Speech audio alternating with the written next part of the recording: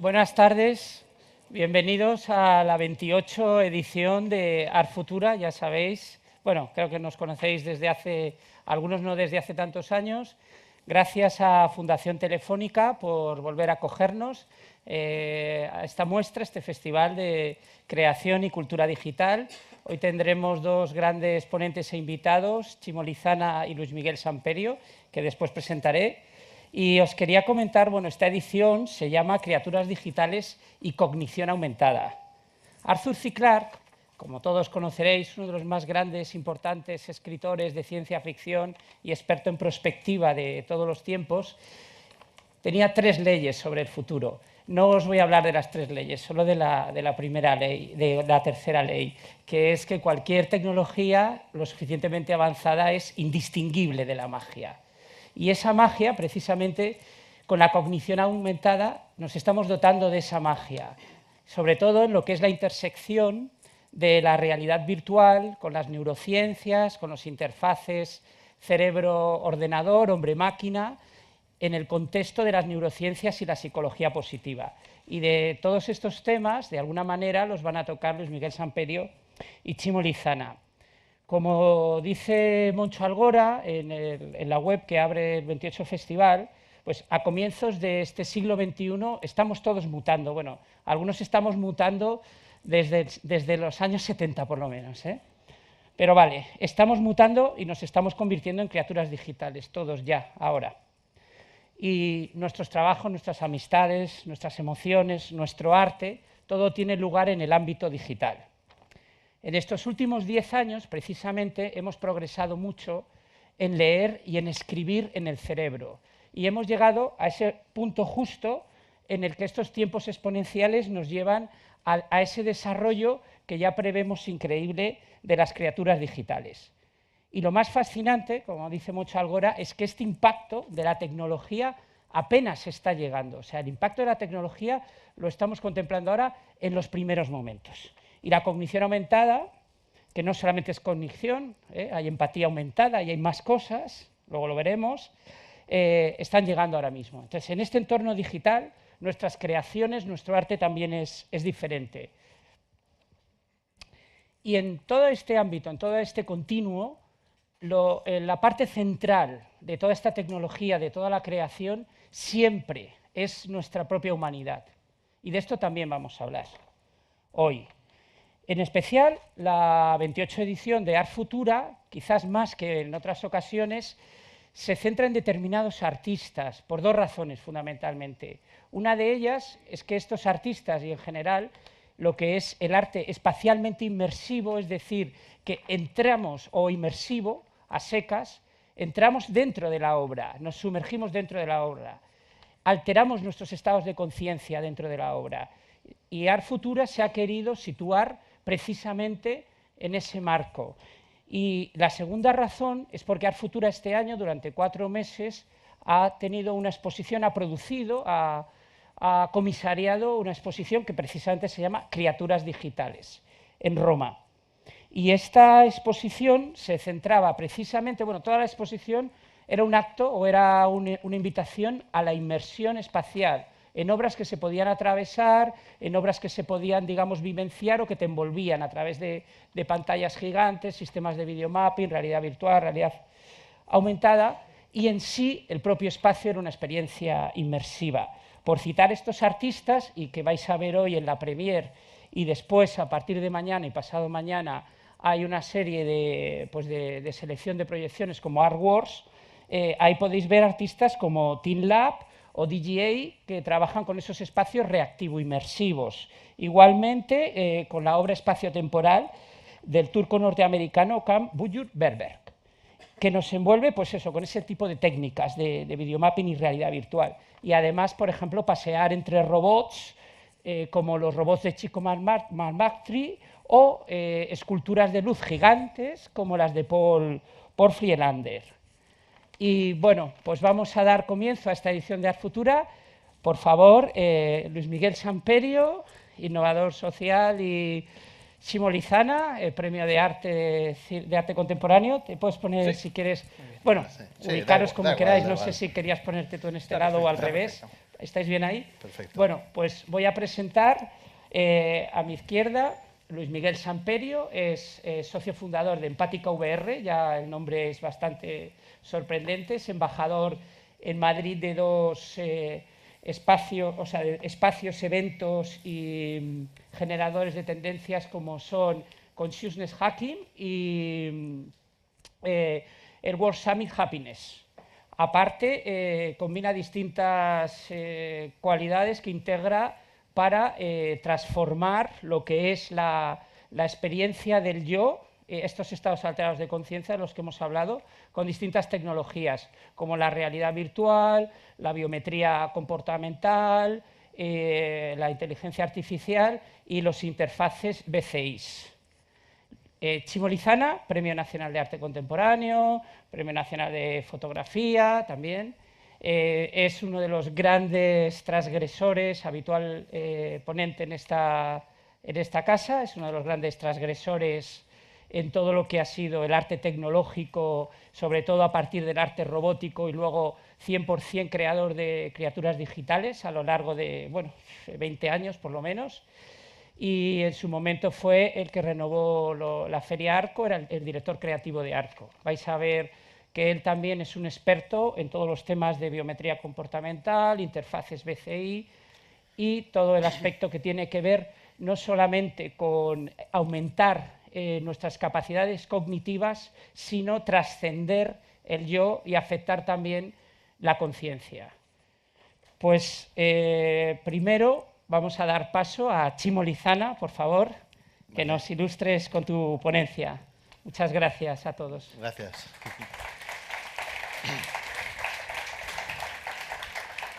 Bueno, no suelo hacer ponencias sentado. Si veo que me vuelvo loco sentado, me levanto.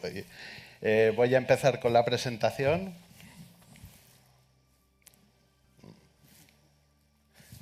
Voy para atrás. La he querido llamar Al futuro no se llega, al futuro se crea. Y un poco es el concepto del que propongo yo. Yo soy de un pueblecito de las montañas, al lado de las pistas de esquí de Formigal, donde no había referencias de nada. Un día, cuando era niño, a los 15 años, vi la película Cortocircuito. El paso siguiente fue irme al herrero del pueblo y decirle, vamos a hacer un robot. Empecé construyendo piezas que interactuaban con la voz, con el tacto. Aquí la abuela del pueblo, que quería ver el robot, y ahí está la foto porque le hacía ilusión a una vecina ver un robot antes de morir, decía que nunca había visto ninguno. Y ahí empezó todo un periplo. O sea, imaginaros que esto era en los años 90 y nadie se había planteado que un robot pudiese ser una obra de arte contemporáneo. Y ese periplo se fue consolidando en piezas como estas, insectos robóticos, que se alimentaban con energía solar cuando les dabas con un foco en las alas y huían de los problemas. Al principio eran estructuras muy primarias y luego cada vez se fueron haciendo más complejas. Esta pieza se llama El Cristo de los Cuatro Brazos y fue expuesta en la Marlborough, galería que dirigía mi socia María en ese momento, y fue la primera representación de Cristo con malformaciones genéticas.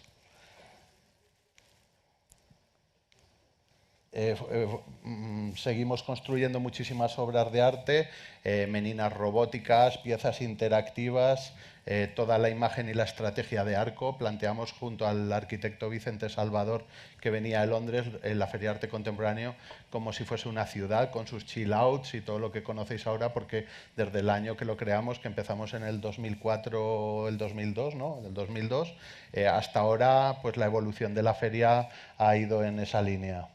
Pero un día me pasó algo, construí una pieza tan al límite que me explotó. Y entonces en una servilleta de Sodexo, en el IFEMA, escribí el manifiesto contra el sudor, que básicamente era que solo me iba a dedicar a pensar en mi vida y que no iba a volver a hacer nada con las manos, y mucho menos con cristal. La pieza era de cristal. Y ahí empezó un periplo. Mis profesores en la universidad les dije, hay un concurso para hacer la imagen de Telefónica en todo el mundo. Me dijeron, tío, estás en primero, ni te presentes. Aquí está el prototipo y ganamos.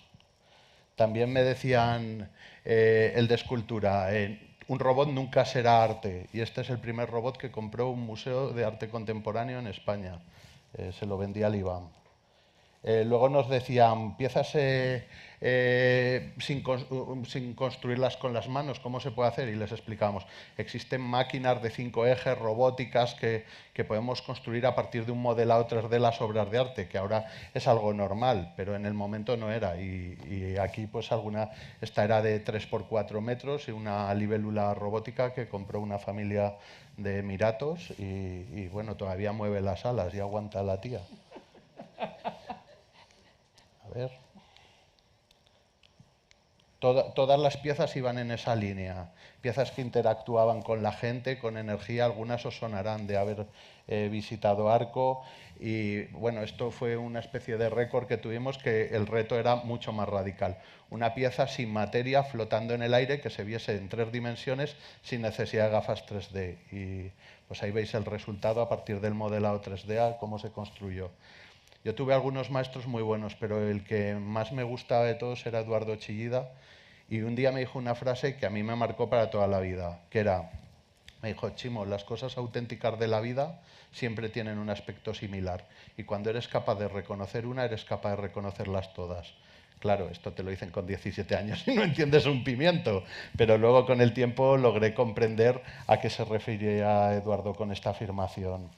Un poco hemos continuado haciendo proyectos, yo me he movido por todo el mundo, he estado en Rusia 6 años, estuve colaborando en MIT y en muchos centros tecnológicos del mundo, hasta que volví a España y me junté con María y creamos Aqualium. Y entonces nos empezamos a plantear todas las estructuras del mundo del arte y del mundo de la tecnología. Esto es nuestra Biblia, se llama la curva de Gartner, algunos la conoceréis, y es la curva que marca la tecnología que va a triunfar en los próximos 5, 10 y 15 años. Y eso es nuestra Biblia para construir obras de arte para algunos de los mejores artistas del mundo y sobre todo para plantearnos un reto, que es el reto que os quería comentar aquí en la charla. Un día, uno de los críticos de arte más importantes de España me dijo que el artista era la parte prescindible del hecho artístico. Yo empecé a pensar sobre la frase y dije, claro, un crítico, respetando a los historiadores, que yo los respeto mogollón, pero un crítico es una persona que se levanta un día y piensa que tiene mejor gusto que los demás, básicamente, ¿no? Y entonces nos pusimos un reto a nosotros mismos y era construir un sistema que pudiese eliminar al crítico, que de manera científica y analítica sirviese para saber si un producto cultural tenía éxito o no. Empezamos a ver cómo estaba el panorama. Aquí tenéis un contador de personas en la exposición de Sorolla de la Fundación La Caixa. Aquí tenéis una inauguración en una galería super cool con todo el mundo comiendo canapés de espaldas a las obras de arte, también muy referencial.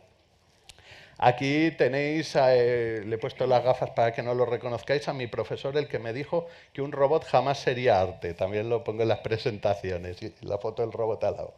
Entonces empezamos a pensar, ¿cómo construimos una máquina? ¿Cómo desarrollamos un sistema que permita hacer eso? Y entonces empezamos a investigar el mundo de la neurociencia y a construir nuestras propias diademas neuronales. Escanear la mente de la gente en tiempo real cuando ve una exposición de arte con precisión de cirujano cardíaco de bebés. Eso es a lo que quería yo. Bueno, esto es un fragmento de una película que conoceréis, donde hay un crítico de arte paseándose por una exposición y dice que todo es chunguísimo hasta que se encuentra un aparato de aire acondicionado y se enamora de él y dice que es lo más flipante que ha visto en su vida, ¿no? Y esa película fue la inspiración para crear Neuroculture. ¿Cómo lo hacemos? Pues con estos dispositivos, con software, con una diadema neuronal, un sistema de tracking biométrico y unas gafas de traqueo ocular. Al principio era tan futurista el proyecto que nadie nos prestaba la pasta, hasta que logramos encontrar a alguien que creyó en nosotros y nos puso el reto de medir la exposición de momias de la Fundación La Caixa, y ahí empezó el proyecto. Aquí podéis ver a uno de nuestros especímenes, que los llamamos así, poniéndose la diadema. La diadema es inalámbrica y la diadema tiene varias posibilidades de medición. La primera es que con unas gafas especiales estamos midiendo el vector de mirada. Quiere decir que solo grabamos el feedback neuronal cuando la persona está mirando al objeto. El segundo punto es que traqueamos el movimiento de la persona en la sala expositiva en tiempo real. Lo tercero, importantísimo, es que es una experiencia que se llama ecológica o natural. Quiere decir que la persona no lleva ningún cable y que se pega paseos por la sala como si la estuviese viendo de una manera normal. Y luego está el sistema biométrico, que hablando en cristiano es un detector de mentiras. La combinación de todo esto en tiempo real nos permite hacer afirmaciones como que Willy, el hipopótamo de Fayenza azul del Imperio Medio Egipcio, es más interesante para mujeres de 32 a 45 años que para hombres de 50 años. Lo mide. Nosotros estamos generando preguntas de manera permanente. Si queremos traer una exposición de la Bauhaus, pues mandamos a unas personas a Weimar, medimos el impacto que le genera a un español la exposición sobre la Bauhaus y sabemos que si el producto cultural va a tener éxito o no va a tener éxito antes de hacer la inversión de traerlo. Podemos crear un storytelling, una narrativa emocional, que la persona vaya sintiendo diferentes niveles de emociones conforme se está enfrentando al hecho expositivo. El caso de Willy, que por eso os he puesto el hipopótamo, es muy interesante porque en el Metropolitan, imaginaros para que a un hipopótamo le pongan nombre, es la hostia, o sea, los americanos flipan con el hipopótamo. Aquí en España no lo miraba nadie, porque estaba con un montón de pequeñas esculturitas en una misma estantería, ¿no? A la Caixa le dijimos que tenía que quitar a Willy y ponerle una estantería propia. Ya cuando la exposición fue a Barcelona, ya Willy estaba solo y volvió a ser de nuevo una pieza emblemática. Luego, también es muy interesante el poder segmentar por edades los diferentes niveles de interacción de los productos culturales. Poder crear exposiciones para niños, para adultos, dependiendo del feedback neuronal que queramos generar. Bueno, este cuadro es súper representativo, ¿no? La típica foto que está todo el mundo con el móvil y al lado tiene una obra de arte increíble. Eso es porque muchas exposiciones no conectan de manera eficiente con el rango de edad del espectador. Esto es un poco los diferentes tipos de estímulos y los conscientes y no conscientes, como los reptilios, y cómo el sistema hace las mediciones. Y un poco estos serían los dispositivos: anillo, diadema, las gafas de eye tracker y un software neuronal que lo junta todo, como un big data, ¿no? Juntamos todos los datos y le podemos hacer preguntas al sistema. Por ejemplo, les hundimos la vida a los guías de museo porque dijimos que cuando tú estás acompañado por un guía de museo pierdes a los 5 minutos la atención sobre la exposición. Sin embargo, con pantallas interactivas donde podías desvestir y vestir a la momia, el nivel de interacción era de un 80%, era muy superior al resto del visionado de una exposición. O sea, sacas conclusiones útiles a la hora de poder tener un criterio formado. Todas estas diademas, los anillos, todo el sistema los fabricamos físicamente. O sea, no somos usuarios de tecnología, somos tecnólogos, una especie de albañiles de la tecnología. Y nada, pues estos son las diferentes valencias y el engagement que se genera y todos los niveles que mide el sistema. Esto sería cómo funciona el sistema. En tiempo real se van creando las curvas y hay un ingeniero que va leyendo en un tablet todos los inputs. Tenemos problemas tan alucinantes como el pestañeo. El hecho de pestañear genera más energía eléctrica que una neurona. Entonces le decimos a la gente, no pestañees. Y lo primero que hacen, sabéis qué es, ¿no? Pestañear. Una vez que han pestañeado, grabamos la energía que genera pestañear y la eliminamos de toda la lectura, y eso se llama eliminación de ruido. Estos son mapas de calor de cómo se mueven las personas dentro de la sala de exposición. Pues, por ejemplo, es mucho más intensa la visita de una exposición de arte de una mujer que de un hombre. Es un descubrimiento que hicimos ahí dentro del proyecto. Y estas son las piezas que más interacción generan y las que menos, las que más interesan y las que menos dentro del proyecto expositivo. De hecho, se pueden eliminar piezas a partir de esas conclusiones. Aquí podéis ver los mapas de cómo mira la gente, sobre todo miran a la cara, cuando tiene una forma que no sea abstracta, van a los ojos y tal, es una de las reglas del comportamiento, ¿no? Y está muy estudiada, pero Bueno, esta era un cachondeo porque le miraban a los ojos, lo siguiente a las manos y lo siguiente a los testículos, al mono. Y estaban alucinados los tíos que tenían que hacer el estudio.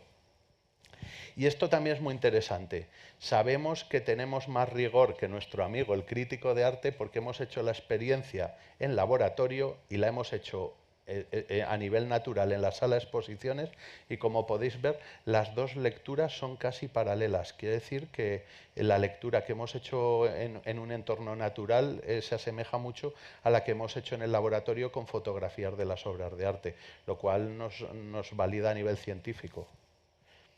Y también muy interesante para crear dentro de las instituciones culturales una especie de perspectiva de estrategia, ¿no? Porque tú estás generando una especie de storytelling, como os había comentado, y eso dentro de las personas que acuden a esa institución cultural genera un orgullo de pertenencia y una interacción que va más del número de personas que pasan por la puerta del museo o de la sala de exposiciones. Y bueno, estas son algunas de las conclusiones, no os voy a aburrir con ellas, pero pues eso, el nivel era las obras que no tienen vitrina, tienen una diferencia relativa del 6% respecto a las que están al aire. O sea, al aire se siente más la obra de arte. Y bueno, diferentes niveles de medida. Y bueno, con esto yo creo que os he hecho un resumen de nuestro universo. Nosotros básicamente somos una empresa sin producto, nos pagan por pensar y materializamos soluciones que van desde lo militar hasta la interactividad. Alex me ha pedido que os ponga el último prototipo que hemos realizado para Disney, que es el muñequito Olaf, este muñeco de nieve tan simpático. Ahora van a poner un vídeo y para que podáis llegar a imaginaros la unión entre arte y creatividad e interactividad, lo que se puede llegar a construir. Aquí está, o sea, hemos llegado a un sistema en el que podemos hacer películas de Disney en tiempo real e interactuar. O sea, en vez de estar yo aquí, estaría Olaf y te preguntaría, diría, hola María, ¿qué tal lo has pasado? Y generaría una conversación directa entre los dos. Y bueno, es un poco la aplicación entre el mundo de la tecnología, el mundo de la creatividad y el mundo del hombre aumentado del que habla, ¿no? Porque planteamos la tecnología como una prótesis que nos amplifica como seres humanos. Es algo que es complementario a nuestra naturaleza. La gente no tiene que tener miedo a la tecnología porque la tecnología te hace llegar más lejos, más alto y más fuerte. Muchas gracias, Chimo. Gracias.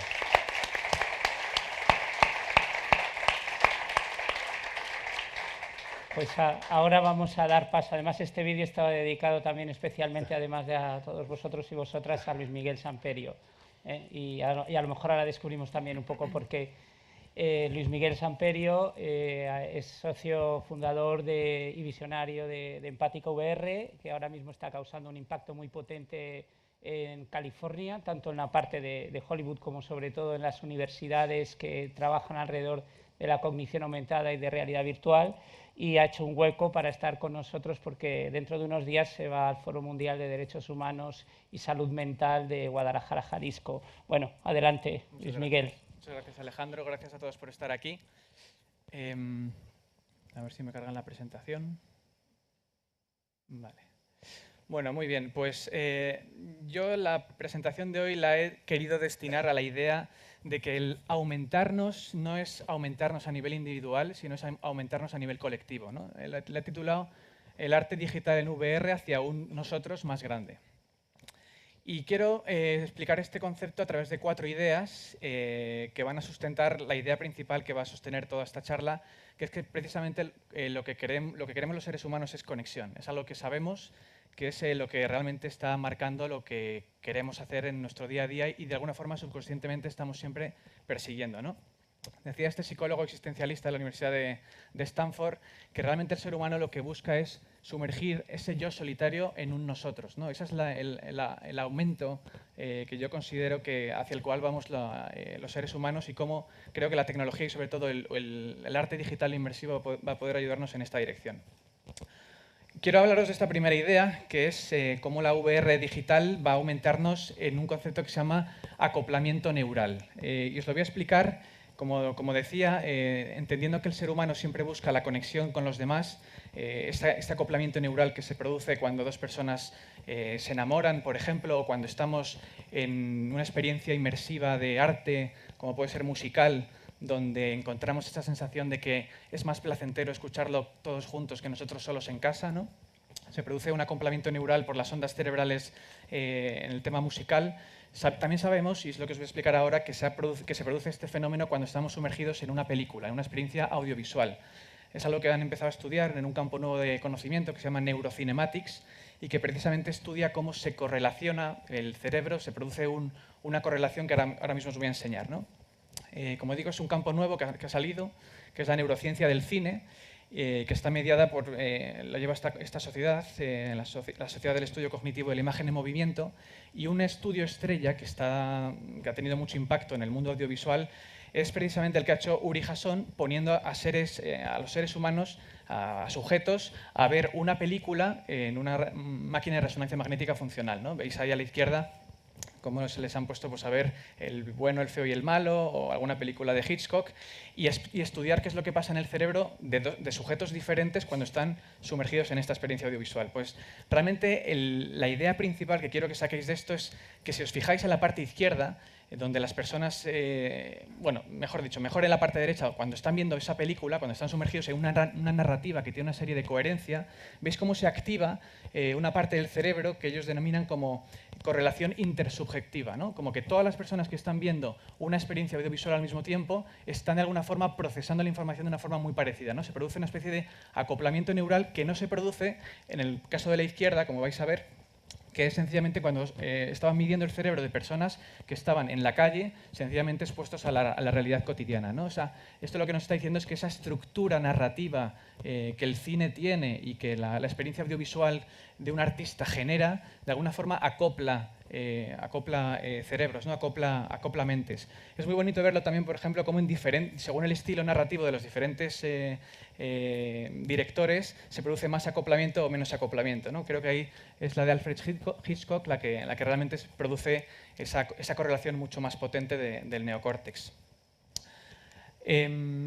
Esta es una idea principal que luego desarrollaré un poquito más adelante, ¿no? Cómo la experiencia audiovisual inmersiva va a producir ese acoplamiento de cerebros. Seguramente lo que yo estoy visionando es que va a ser sobre todo en VR social, ¿no? Pero luego lo detallaremos un poquito más adelante. La segunda idea que quiero explicar de cómo el arte digital puede ayudarnos a aumentarnos hacia un yo más grande tiene que ver con el tema del asombro y la maravilla que a veces crea el arte, ¿no? Esta sensación de asombro de que realmente percibimos algo que es bastante fascinante.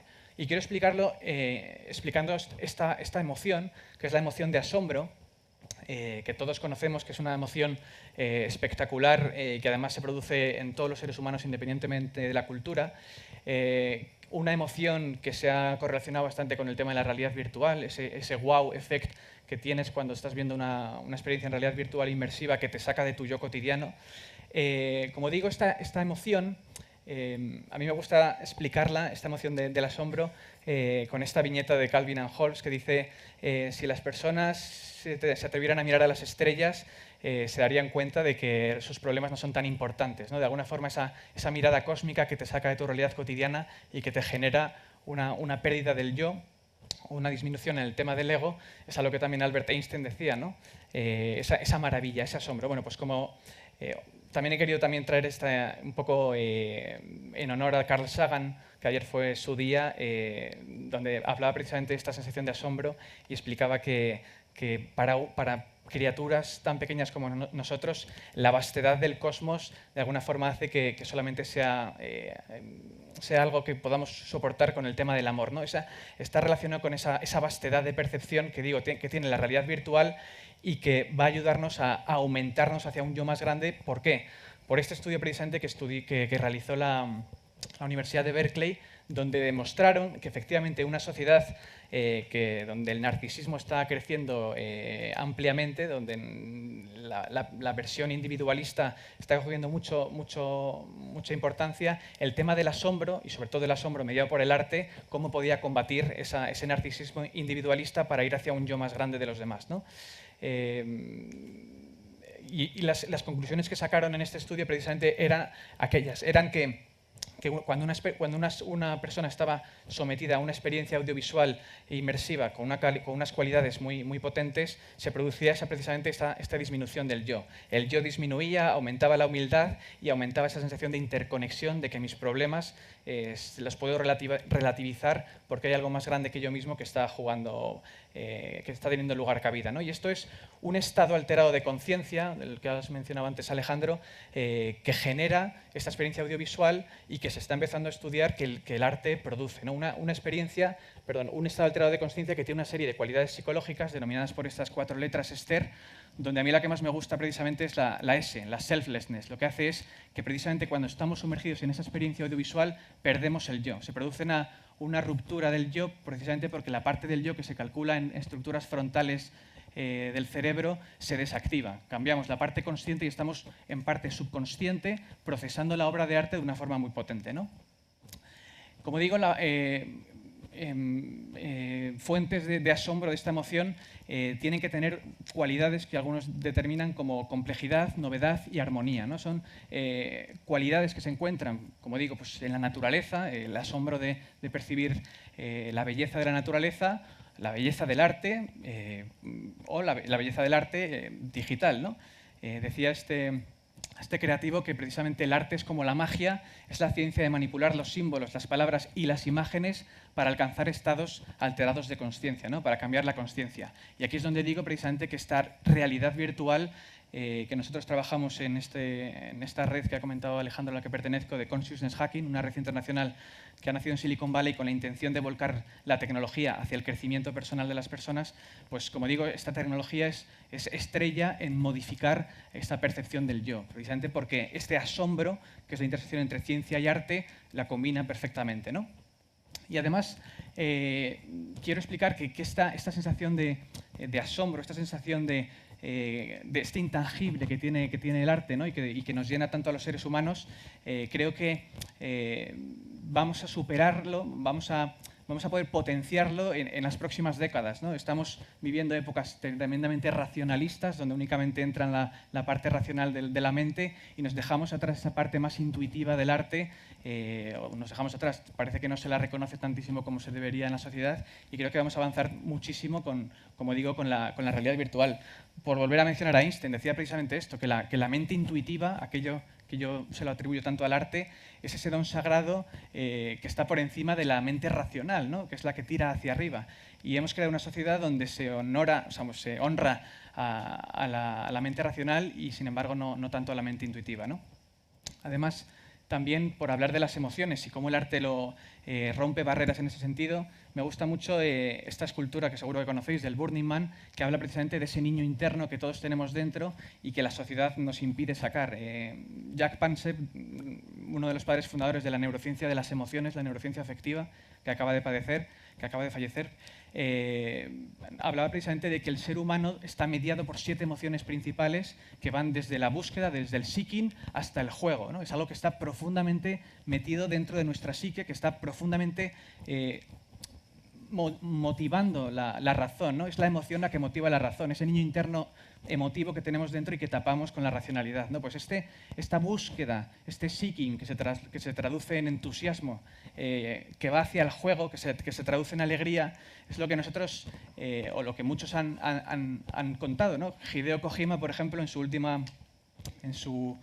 compañía actual de videojuegos, dice precisamente que los seres humanos, más que Homo sapiens, somos Homo ludens, somos seres humanos que diseñan cómo jugar, ¿no? Nos gusta jugar porque jugando aprendemos y no tenemos que dejarlo atrás, ¿no? Por eso los videojuegos, el arte, la experiencia inmersiva tiene ese poder que nos enamora y nos emociona tanto a los seres humanos. Pues precisamente nosotros estamos trabajando en Empática VR en esta dirección. Ahora os contaré el tema de la empatía aumentada, pero ese concepto de niño para nosotros es fundamental. Y estamos desarrollando precisamente una niña que se va a llamar Sofía, que va a ser la encargada de enseñar a través de la creación y de la creatividad el arte, la empatía a la sociedad a través de experiencias inmersivas en realidad virtual.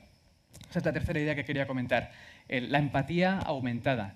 Y es que en la sección del futuro de la felicidad del World Happiness Summit, que tuvo lugar el año pasado, donde yo me encargaba de esta sección, participado en esta sección, realmente descubrimos que lo más importante para el tema del florecimiento humano es la calidad de las relaciones personales. El estudio más longevo que ha salido de Harvard en cuanto a qué es lo que hace a las personas más felices en su vida es tener relaciones personales satisfactorias, ¿no?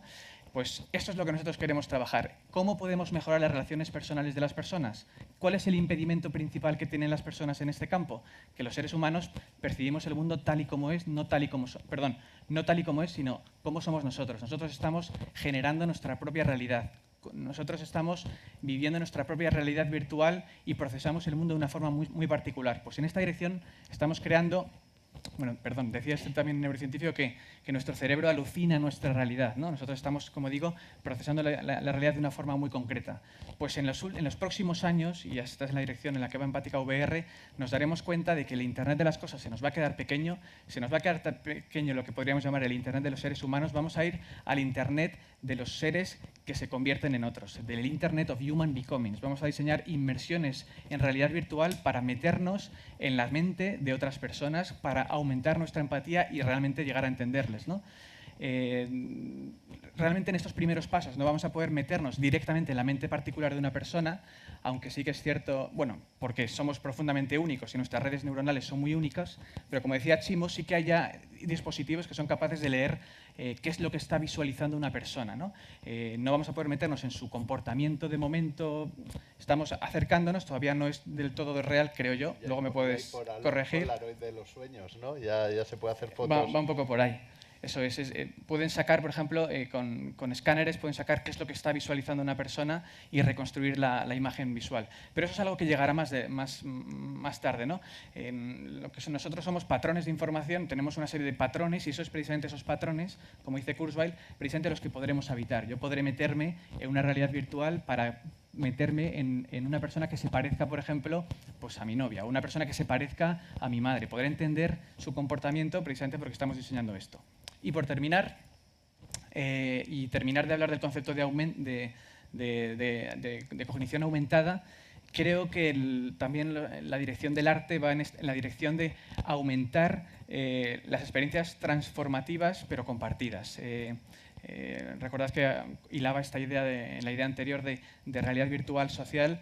El Foro del Futuro Próximo, al que pertenezco también, y que además los ponentes últimos que vinieron estuvieron en la edición anterior de Art Futura, Nicolás Alcalá de Future Lighthouse y Laura Raya de la UTAD, debatimos el futuro de la realidad virtual y una de las consecuencias o una de las conclusiones a las que llegamos es que, como digo, en este marco futuro hacia dónde va el arte y hacia dónde va la economía, hacia dónde va el mundo en los próximos años, llegamos a la conclusión de que creemos que no va a faltar trabajo precisamente para el diseño creativo de experiencias inmersivas que produzcan transformación interna y conexión social entre las personas. Es algo que va a estallar y si alguno quiere saber hacia dónde vamos, el mundo va en esa dirección.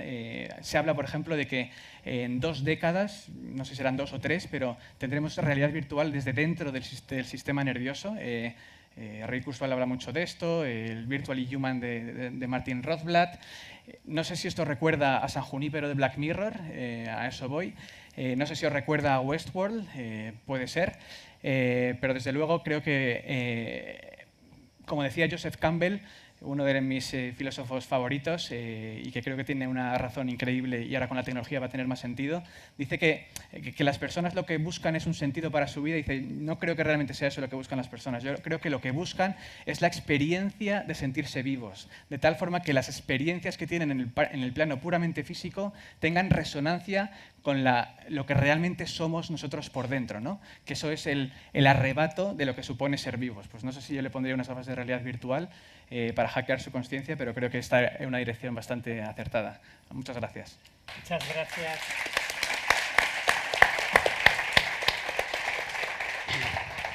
Bueno, Chimo, Luis Miguel, creo que habéis dejado alucinado al personal con todo esto, la transformación precisamente que hay hacia el futuro, esa reflexión sobre que no nos aproximamos al final del trabajo, sino quizás al final de ese trabajo no creativo, y que el mayor reto, aparte de explorar el espacio, es explorarnos a nosotros mismos, pero dentro de una conciencia colectiva común. En ese sentido, bueno, os voy a hacer una pregunta y luego voy a dejar el paso a las preguntas del público y si hay tiempo luego os vuelvo a hacer alguna pregunta más, ¿no?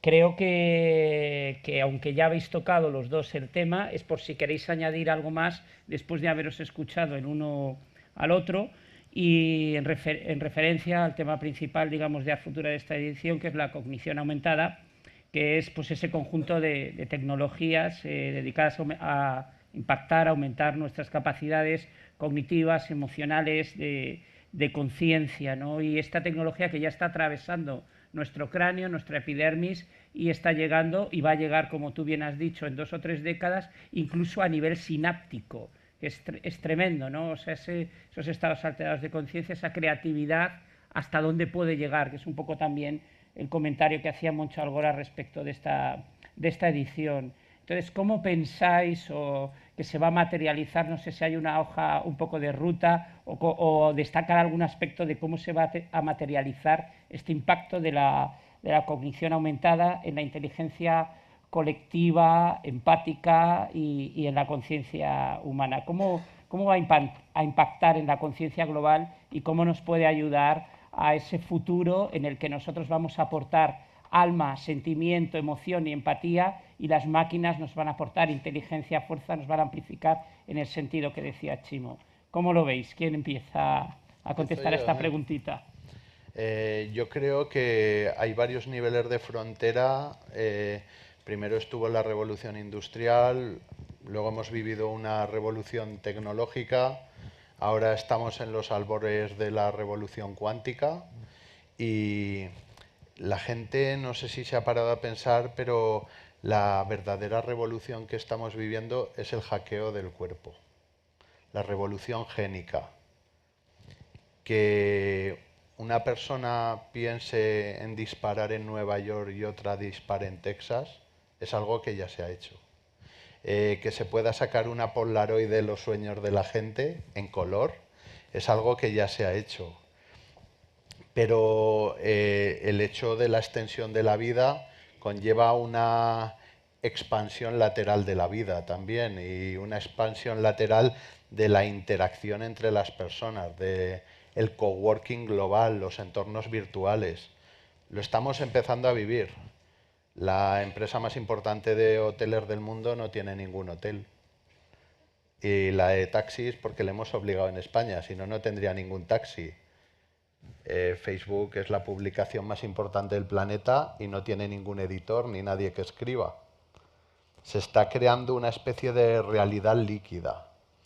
Y dentro de esa realidad líquida, yo creo que lo que más me preocupa es que nuestras limitaciones orgánicas, ya que somos personas y tenemos unas capacidades físicas muy determinadas, nos hagan en un principio perdernos esa especie de expansión que se va a vivir y que nos va a permitir generar una especie de don de la ubicuidad y tener una especie de conciencia global. Ya el Gartner Curve está marcando cosas como el Smart Dust, polvo inteligente, partículas lanzadas a la atmósfera que son capaces de medir el pulso, el tiempo, la climatología y otras cosas que no nos dicen en tiempo real. La evolución de los wearables, cómo se están generando interfaces que nos permiten desde proyectar emociones a amplificarnos o incluso instalarnos dentro del cuerpo. No sé, el otro día había un colegio que entre todos los compañeros de clase, una niña que le faltaba una mano, le habían impreso la mano. Es que es un flipe. Y dentro de poco se la van a imprimir con la impresora de células madre. Ya hay en Silicon Valley una empresa que vende chuletones hechos sin matar animales. O sea, estamos viviendo una revolución que para los nativos digitales es normal, pero a mucha gente nos cuesta tener esa comprensión profunda de la tecnología. Y ese es el verdadero reto, que tengamos la capacidad de que todo ese nivel de conocimiento, gadgets y estructuras que se están generando a una velocidad de vértigo, podamos asumirlo fuera del efecto wow y de la anécdota y dotarlo de contenido. Porque pues Internet, por ejemplo, ahora mismo es un entorno totalmente babelizado, ¿no? Todo el mundo habla y nadie escucha. Y ese es el problema. Antes yo me acuerdo que cuando teníamos 3 cintas de radiocassette, las oíamos 1000 veces y era nuestro grupo favorito. Ahora tenemos 80 terabytes y no oímos nada. ¿Por qué? Porque el propio volumen de la información y nuestra poca capacidad de proceso genera un cuello de botella que tenemos que superar de alguna manera. Y también pues, el traslado de las emociones a partir de los interfaces, ¿no? Como esa proyección de emociones nos va a permitir llegar más lejos, saltar más alto y romper las fronteras que nuestras limitaciones humanas nos generan. Así es, súper interesantes reflexiones y en ese sentido creo que navegar la mente de los demás va a ser uno de los atractivos de ese futuro. Por lo menos fetichista y cambiaremos unos esquemas por otros más interesantes, ¿verdad, Luis Miguel? Bueno, a mí responde a la pregunta. Sí, me ha resonado el tema de la sociedad líquida, ¿no? Esto es algo que decía Zygmunt Bauman, este sociólogo que también acaba de fallecer, que precisamente estamos... Se nos mueren todos. Sí, los grandes, parece, efectivamente. Yo es que esto me lo imagino, la sociedad líquida me lo imagino casi como la estructura social ha tenido una serie de icebergs muy potentes y ahora viene la tecnología como un radiador brutal que lo está derritiendo todo, lo va a hacer removerse enormemente para que luego surjan unas nuevas estructuras sólidas que nos sostengan a la gente. El tema es que para que eso ocurra vamos a tener que focalizar la atención donde tenemos que focalizarlo. Por eso yo hablo tanto del tema de las tecnologías transformativas, que es este nuevo campo que sale en Silicon Valley para redirigir el esfuerzo de la tecnología hacia el bienestar y la paz de las mentes de las personas, porque todo lo demás es algo que va a ir secundario, ¿no? Entonces, creo que es que nos falta también narrativa, coherencia, este tener un montón de canciones, este tener un montón de amigos, este tener, pues eso, esa liquidez, creo que hay que meterla en una narrativa, en una coherencia, ¿no? Es lo que nosotros estamos haciendo desde Empática VR. Nosotros creamos historias, creamos narrativas, que además nos está diseñando Cristina López Barrio, que acaba de ser finalista del Premio Planeta, sí. y apoyadas por psicólogos, precisamente que expliquen estas narrativas, estas historias, desde el punto de vista de por qué hacemos las cosas, las personas, lo que hacemos. Cuando las personas entienden por qué hacen lo que hacen, ya podemos incorporar, si quieres, toda la tecnología que quieras para captar más emociones, para amplificar eso, pero hace falta un enfoque muy humanista para que desde la humanidad ya podamos ir incorporando unas tecnologías. Muy ¿no? interesante, la humanidad siempre es el nudo, es lo que tiene que estar, es que la si no, opción Yo creo principal. que los llaman como humanism, que son algoritmos que tienen el ser humano como escala central del desarrollo tecnológico, Eso, frente total. a los algoritmos binarios pues que tienen las estructuras de computación más encorsetadas. Sería un equivalente al 3D, a la cinemática inversa, ¿no? Que algo pequeño te mueve algo grande, ¿no? y genera un movimiento natural. Súper interesantes reflexiones, sí. Digo que hablando de humanismo que va por dentro, a mí me llama la atención, por ejemplo, que uno de los grandes defensores del transhumanismo, bueno, de los grandes padres del transhumanismo, Ray Kurzweil, él fíjate que ni siquiera le gusta la palabra transhumanismo, le gusta la palabra, y él lo ha dicho varias veces, humanismo extendido. Es decir, Exacto. humanismo, es decir, emoción, es decir, narrativa, personas, y luego ya le ponemos toda la tecnología que queramos, ¿no? Eso es el centro de nuestra humanidad. Vamos a ver si nos quedan posibilidades de hacer una o dos preguntas por parte del público. ¿Quién quiere intervenir, romper un poco el...? Habéis visto que, no sé, podéis preguntar cualquier cosa porque os van a responder. Cualquier duda que tengáis sobre el futuro, sobre las emociones y sobre la conciencia, aquí tenéis a dos personas expertos que os van a responder a todo esto. Hola, ¿qué tal? Bueno, oye, súper interesante. Muchas gracias por la charla.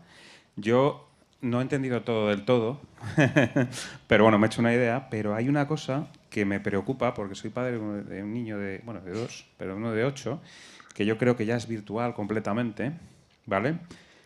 Entonces, estáis hablando de todo cosas muy positivas, que me parece que lo son, y además me parece que es una evolución natural, aunque no seamos conscientes, los que somos un poco que no somos nativos, bueno, pero está claro que va por ahí todo, ¿no? Pero oye, ¿qué pasa con los malos aquí? ¿Qué pasa con... Si tú puedes... yo lo que he entendido, ¿no? Que a nivel global o a nivel social vamos a poder influir y meternos en las mentes de muchas personas cada vez que van a estar viviendo una realidad conjunta y empatizando con esa realidad, ¿no? Que es lo que entiendo por dónde va. Si hay un malo manejando la máquina, también puede hacer que todo eso vaya hacia, ¿no? ¿Cómo nos vamos a cómo puedo yo no, porque creo que no voy a llegar o poco, pero cómo puedo preparar a mi hijo para precisamente ese es un tema que me preocupa, Muy ¿no? bien, muchas gracias por la Tenlo pregunta. claro, ¿Hay un lado oscuro? Sí, hay un lado oscuro, o sea, a mí me está costando un poco estructurarme, pues hay días que estamos por la mañana con el Mickey Mouse y haciendo ciberseguridad militar por la tarde y cuesta un poco saltar de un lado a otro, pero yo creo que es un equilibrio. Tú sustituyes la palabra tecnología por cuchillo jamonero. Alguien que haga un mal uso de un cuchillo jamonero te puede matar, eso está claro. Lo que creo más importante que la propia amenaza de pues, los ataques, la ciberseguridad y toda la inseguridad que genera esto, creo que sí hay un equilibrio. O sea, conforme se generan los virus y las amenazas, se generan los niveles de protección. Pero sí que podemos vivir situaciones muy complejas que ahora mismo son inimaginables. De hecho, el 70% de las profesiones que conocemos básicamente van a desaparecer y hay otros 70% que serán a lo que se dedicarán nuestros hijos que todavía no existen. Si mañana un día tu hija se levanta y te dice que es creadora de avatars, hazle caso, porque va a tener más futuro que si es contable en un banco. Esa es la naturaleza. Ese equilibrio siempre tiene que existir. El problema es la dependencia de la automatización. Ese es el verdadero problema. Yo ya me lo tomo a cachondeo. Hace un mes leí que habían creado un virus para muñeca hinchable que te estrangulaba. Tú imagínate que un tío se compre una muñeca hinchable y le rompa el cuello a su muñeca hinchable. Y ese virus ya está creado, ¿no? Yo lo veo muy creativo, todo este entorno. Sé que se nos puede ir de las manos, Posiblemente el Internet of Things tiene muchos peligros y no sabemos que un coche de determinadas marcas americanas que están totalmente automatizado decide si mata a los 5 niños que están cruzando por el paso de cebra y salva al inquilino del coche o mata al inquilino del coche. O sea, son dudas que se están planteando, pero también se está legislando y se están creando estructuras para tomar esas decisiones, las decisiones que derivan de todo lo automático.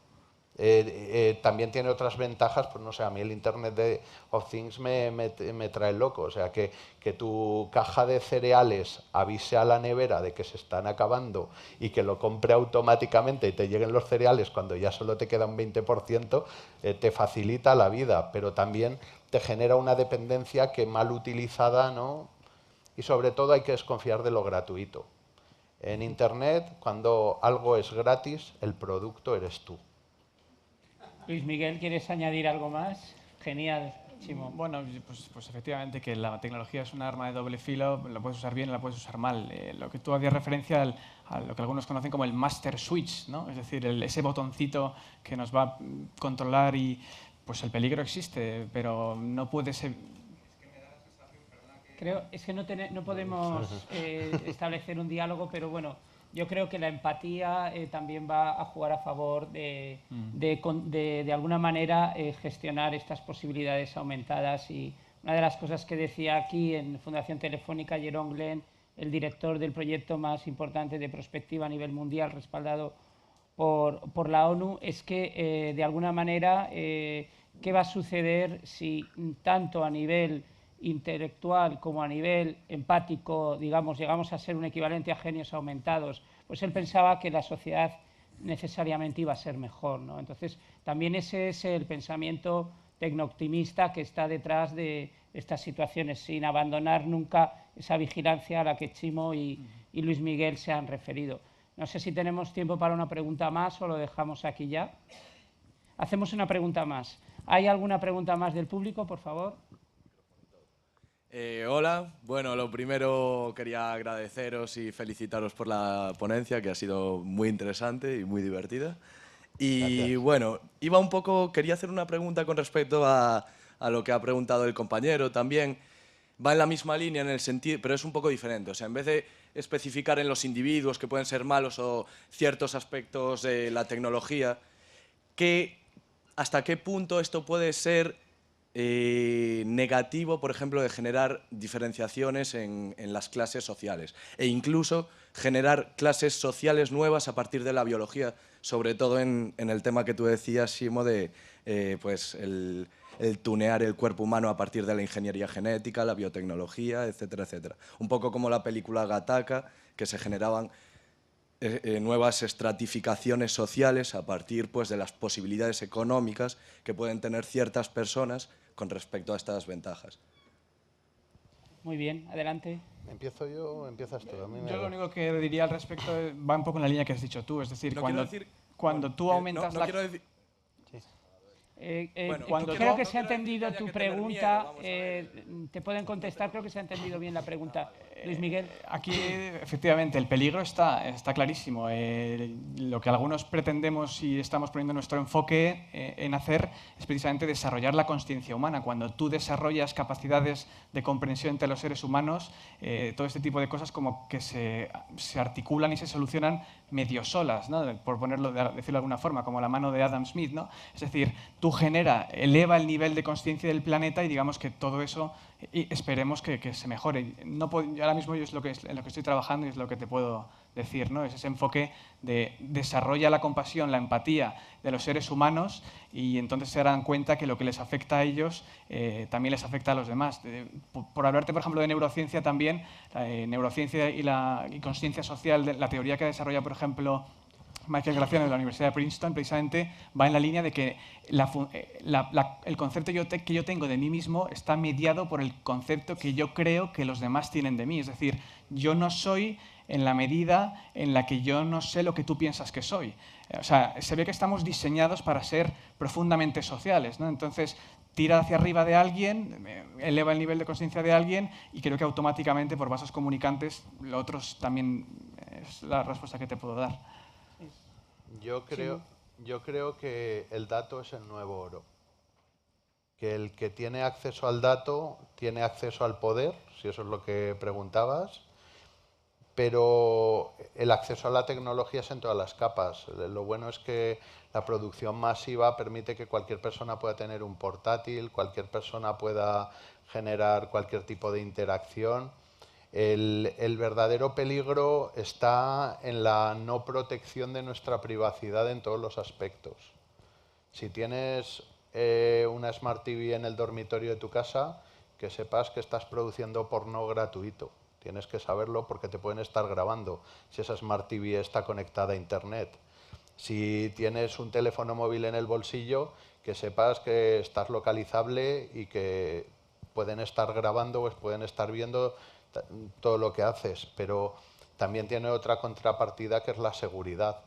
En la India han hecho una aplicación con un collarcito que tocas así y si tienes un violador o alguien que quiere hacerte daño, saltan todas las alarmas inmediatamente. O sea, tiene pros y contras, pero eso en la historia siempre ha existido. O sea, la historia aquí ahora mismo es que estamos enfrentados a una realidad global, que es posible que alguien del otro lado del mundo quiera tu sitio en la vida. Y tú tienes que luchar por ser más creativo, por entender mejor el entorno y optimizar muchísimo más los recursos. Pero esos peligros existen y existen en todos los niveles. Y en el fondo hay dos opciones.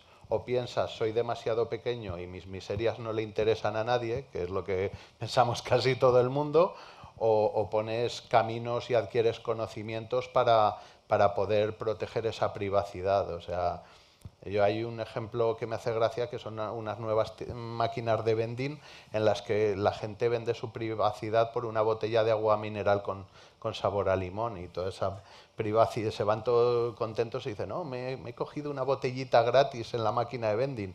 Y no se dan cuenta de que han cedido todos sus datos y les van a estar bombardeando de día, de noche, es alucinante. Y eso es una realidad en la que vamos a tener que convivir. Pero también os digo que existen cosas como la ley de derecho al olvido.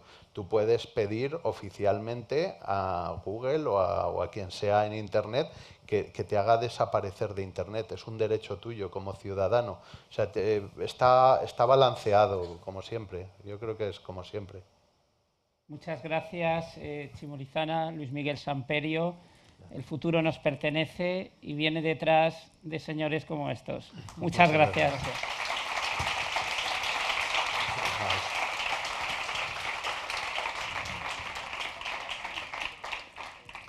Bueno, ahora en 3 minutillos vamos a tener la proyección, la premier de Art Futura, que fundamentalmente se compone de una selección de obras digitales de 3D, que es un poco la parte clásica de Art Futura desde 1990, y otra parte vais a ver que se detiene sobre esos artistas que he comentado antes, los artistas de la exposición Criaturas Digitales en Roma y algunos otros artistas también que han desarrollado ese concepto de la inmersividad, de la inmersión artística y de la inmersión hacia potenciar lo que nos trae el arte, que es esa emoción profunda que altera nuestra conciencia y que transforma nuestro yo y que nos enriquece a todos. Muchas gracias.